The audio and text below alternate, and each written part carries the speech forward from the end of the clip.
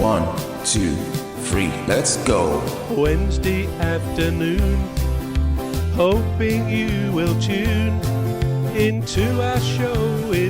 I don't mean impress people, but we do have this sort of acting role now. And when we're around other people, of course, we're not going to be always saying what we're thinking. We couldn't really have a world, could we, whereby we always blurt out everything that goes through our heads. I mean, there is a famous psychiatrist come psychotherapist called Carl Jung, and he used to speak a lot of the shadow self. That we know there's the public and the private self. He talked about the shadow self, where we keep things locked away, which are almost subconsciously against our usual personality and things like that. And we don't confront those things. We hide them away. It may be similar to a secret self.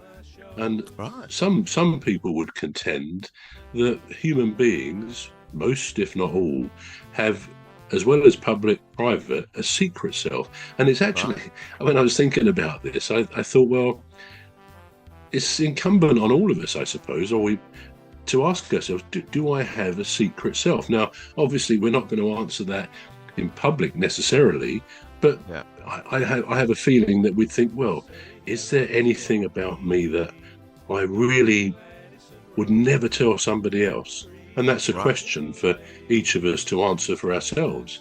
And some people will say yes. I mean, whether even like sexuality, we know some people. I was reading about the football referee who was sacked for criticising Liverpool, the Liverpool manager, and so on, and taking cocaine.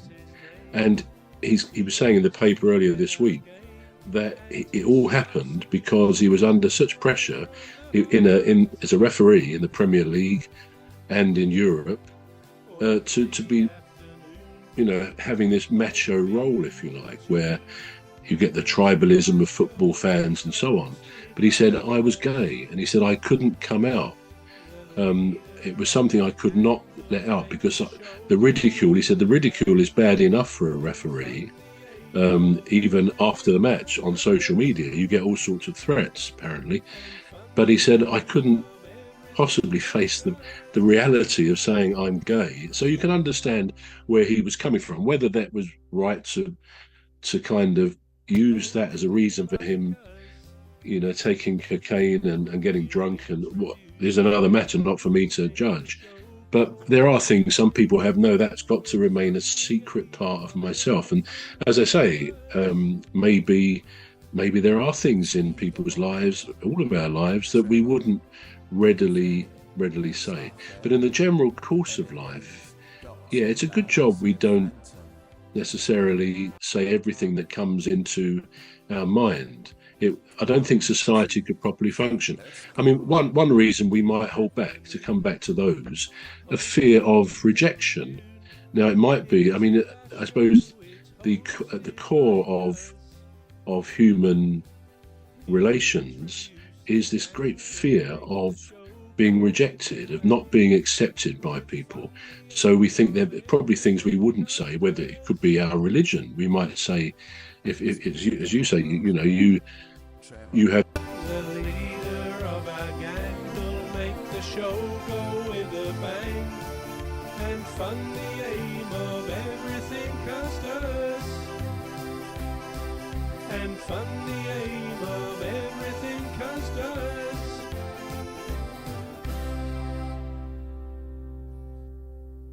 I mean, I suppose at the core of human relations is this great fear of being rejected, of not being accepted by people. So we think there are probably things we wouldn't say, whether it could be our religion. We might say, if as you say, you have this relationship with the guy upstairs, and you are well respected for that. But you may decide it's not always. Somebody said, I often say somebody said, and I've always forgotten who said it, but in Old English he said, mind ye always tell the truth, but mind ye not always telling it, which I think is an appropriate thing, actually, for this, what we're talking about, because yeah, we want to be truthful as people, but that doesn't mean to say if you have a criticism of someone you're talking to, you're not going to tell the truth and say, well, look, to be honest, I think that shirt you're wearing is absolutely awful, for example. So don't always tell the You truth. just said it.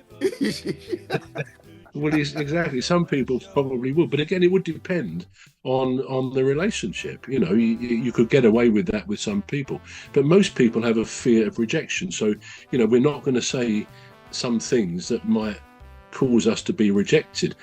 Vulnerability is something most human beings feel at different times, of great vulnerability. You know, if we expose our weakness, we all got weaknesses. And if we expose too many of those, such as they may be, that could make us very vulnerable to being ridiculed, criticised. And somebody said that kind of vulnerability would be like being naked in a storm, surrounded by people sort of ridiculing you, and you've got no veneer of protection. So again, it stands to reason we're going to hold back on disclosing stuff about ourselves that we might think, well, they're going to not like that. They're going to laugh, or they're going to ridicule, because actually that is a bit of a weak point in my personality. So again, another reason, I think, why we would hold things back. I mean, do you think that's a relevant thing, vulnerability? Yeah, there is a sort of vulnerability there, isn't it? Because if you do reveal too much about yourself, and then people might think, well, you know, people would always use it to sort of judge you, and I don't mean judge critically, but sort of like judge you in a way where all right, so say for instance, if you have a disability, right, and that is not visible, right, and you say to somebody, it will always come up in conversations. For instance, if you said to the person, oh, do you know, I feel really tired today, they might suggest perhaps it's because of what you're going through, you know, in a nice way, in a loving way. They might. So for instance, I'll give you an example. So I've got a condition called sickle cell, which you inherit or you're born with. So, and it just makes you anemic. And some people have severe cases of it where they have to go through blood transfusion, and some even have bone marrow treatment or whatever. But I don't seem to have it that severe. But I do have I wouldn't call it a mild case, because it all depends on how you feel, don't it? So I do have times when I'm just like really, really weak and tired, and I just leave everything. Of our gang will make the show go with a bang, and fun the aim of everything cast us,